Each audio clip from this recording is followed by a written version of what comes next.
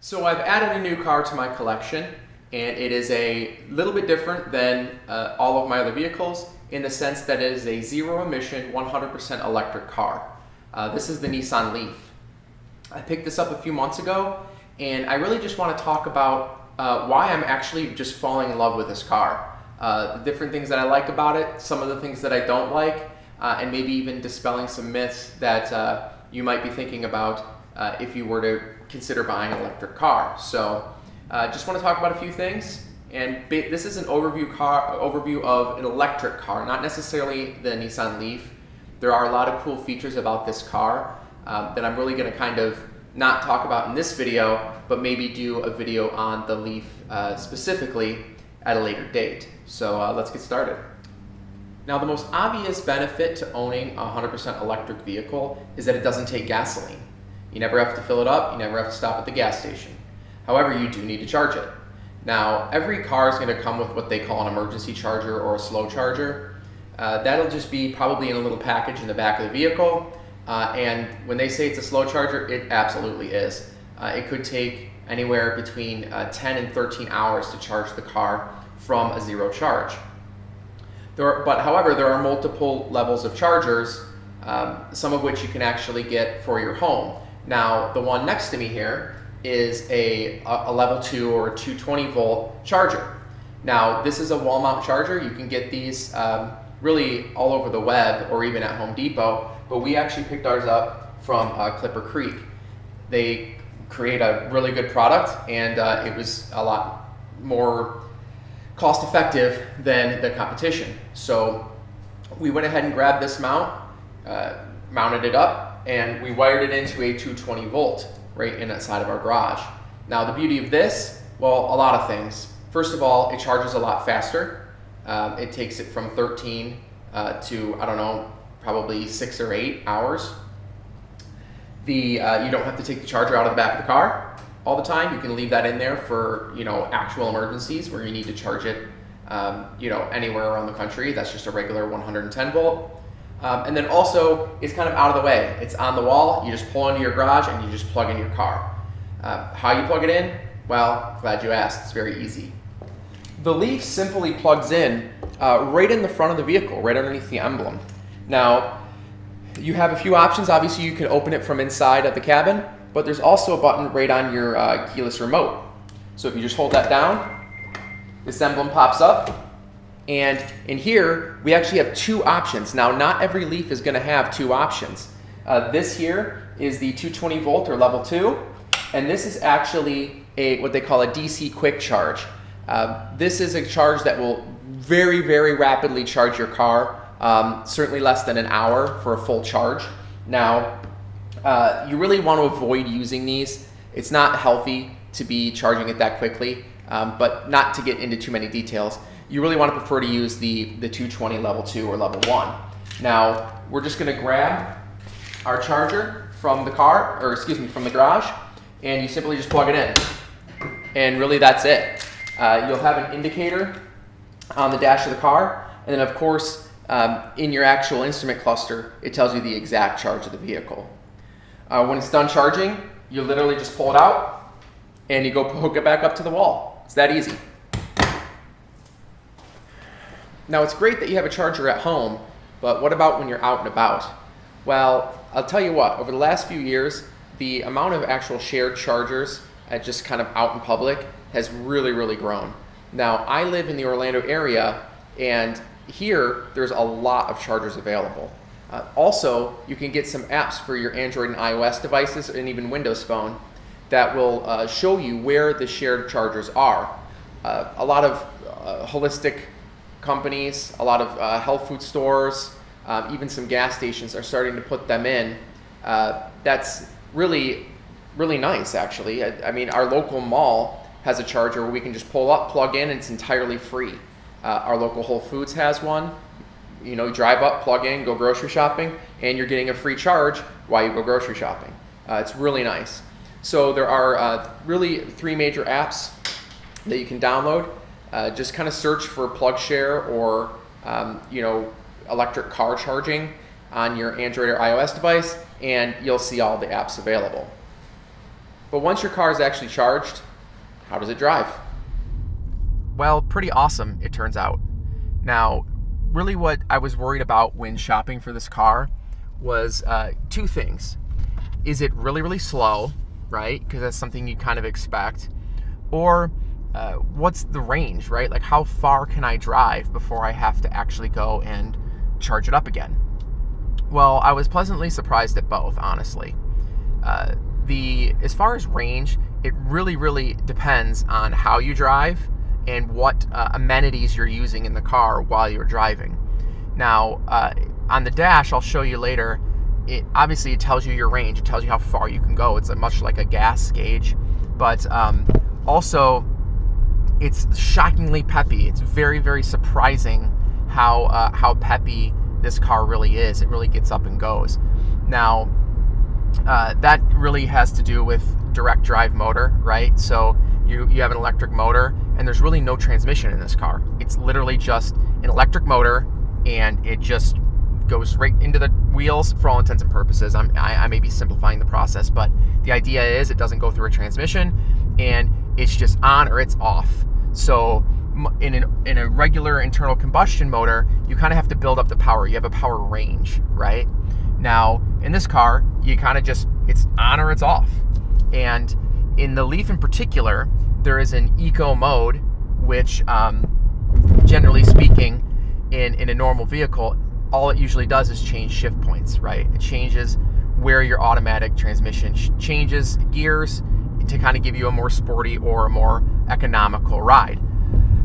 In this particular car, and I would imagine other electric cars, it really, really stunts the motor. You know, there's a lot more control over the power, simply because it is all electric, that you can go through and say, well, if you're in eco mode, we're just gonna really slow you down. And that's not all bad, all right? Now, when it's out of eco mode, of course, it's a lot more fun to drive, and it's surprisingly quick. But in eco mode, you get much better range, and it still drives like a normal car. It doesn't drive like, you know, a completely sluggish vehicle. So I'm pretty happy with it. I was pleasantly surprised. And again, kind of going back to the range, if you're just doing a regular commuter car, which is exactly what this is for, it's why I owned it, it's a good vehicle. If you are commuting, 30 miles one way, you might be worried a little bit, right? Because the overall range of this vehicle, when driven in eco mode and only charging to 80%, which we'll talk about a little bit later, you're looking at 75 miles, right? So if you're commuting 30, 35 miles, then you're really, really pushing it. For me, my commute is like 7 miles, and I can commute back and forth to work 3 times in this car before I have to go and charge it. So for me, it's a perfect fit. If you have a longer commute, you may want to consider, an electric car with a longer range, or, just not running the AC or heat whenever you need to. It all depends. Another thing I want to talk about that I really think is worth mentioning is just how exceptionally quiet it is to ride in this car. Now, obviously I was expecting it to be quieter than a regular car for obvious reasons. You're not creating thousands of miniature explosions per minute to move the car along. But I was very pleasantly surprised at just how ridiculously quiet it is. It's almost zen-like driving this car. You really don't have a lot of road noise. There's a really good insulation in here, a lot of sound dampening, but also you don't have the internal combustion motor.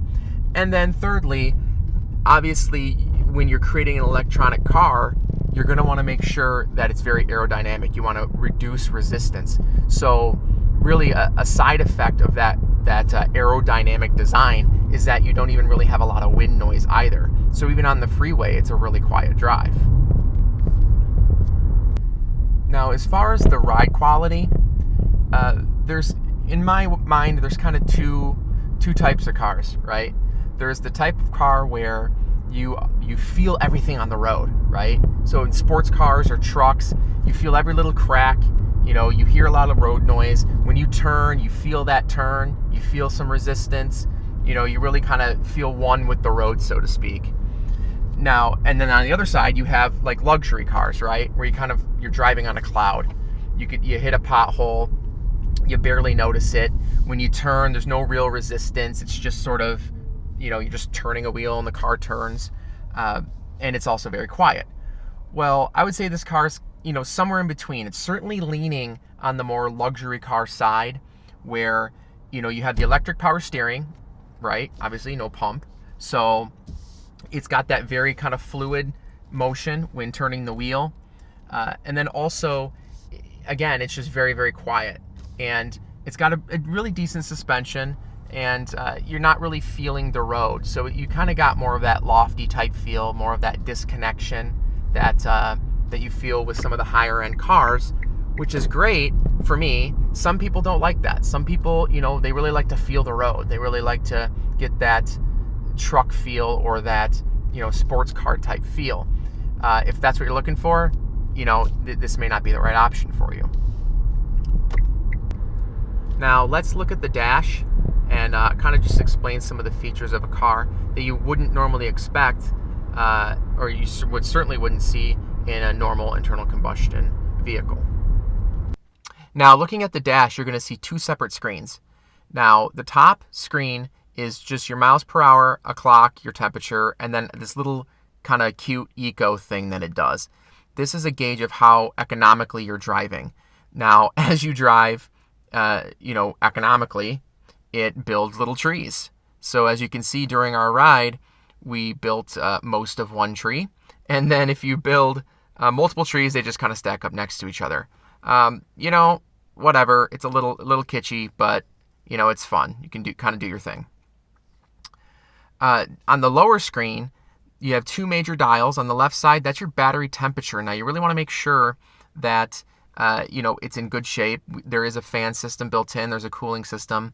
You should never really have to worry about it.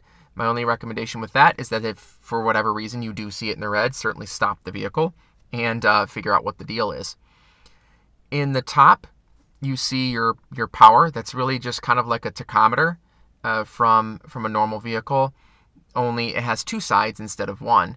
Starts at 0, and as you accelerate, obviously how much power you're using is represented by the circles on the right. And as you're braking, the Leaf has a regenerative braking system, so this actually shows you how much power you're gaining back as you're braking. So kind of a cool feature. It's just basically a magnet system. It has the ability to regenerate some power using the energy that you use to stop the car. And then on the right, you have your range meter. It's much like your gas gauge. Now, you'll see two separate gauges in that one gauge. Now, the inside is your normal range. That's just how much you have until you have to recharge. But then that little outer gauge is the actual capacity of the battery. So if you start to lose capacity in your vehicle, it will actually show you right on the dash live. Now, that's another thing that people worry about is really the capacity. Is it something that, is this car going to lose capacity in a few years and I'm going to have to replace the batteries? Well, there's a few answers to that. First of all, the car is under warranty for battery retention, power retention in your battery for X number of years. I don't really know offhand. But also, this car, I bought it. It is a 2003 model year, which means it was probably built in 2012 and put into production late 2012, and we have not lost any battery capacity whatsoever. A lot of that has to do with how much you charge it and what charger you use. Now, it's recommended to maintain a healthy battery to not charge the battery over 80%. Well, your first question is, okay, well, how do I make sure it's always 80? Well, it's a setting within the vehicle. You can actually go in and say, don't let the battery charge over 80%, which is exactly what I do. Now, at 80%, I still get over 70 miles, so it's really not a big deal. If you do absolutely need that extra mileage, then you can turn that setting off, and it will charge the battery to 100%. So, for instance, if you're going on a little road trip or just need that little extra juice, you can quickly turn that setting off, and you'll get the full capacity of the battery. Other than that, you have a little center screen, a little info screen that shows you how long it will take to get to a full charge, depending on what what charger you use. There are some settings in here that I'm not going to go through just because it's kind of very Nissan Leaf specific, but there are a few things to point out, like climate control timers and charge timers, where you can actually just say, hey, I need to have the car charged by 7:30 in the morning when I leave for work, and I also want it cooled down or heated up, whatever it may be, by a certain time. A really cool feature, so that way you're actually using the power from your charger at your house to run your climate control before you get into the vehicle, and you don't have to use the battery power once you get into it. Another thing that's worth mentioning about the Leaf is how little maintenance there actually is to do on it. If you think about it, without an internal combustion motor, there's minimal moving parts, so there's no oil to change. There's no liquid cooling system, so there's no antifreeze. There's no power steering fluid, it's electric steering. Really the only fluids under the hood are going to be your brake fluid and your windshield washer fluid. So as far as maintenance, you have very few things. You have your cabin air filter, which I'll do in a video later. There is brakes, brake pads, obviously, and that's really it. Brake fluid and tires and the normal maintenance stuff. So if you're someone who doesn't like to work on your car, doesn't want to have to deal with a lot of moving parts, it's definitely a good choice for you. Now there's a lot that I love about this car, but there's a few things that I don't like. Really, it comes down to personal preference. The car itself, in my opinion, is not terribly attractive.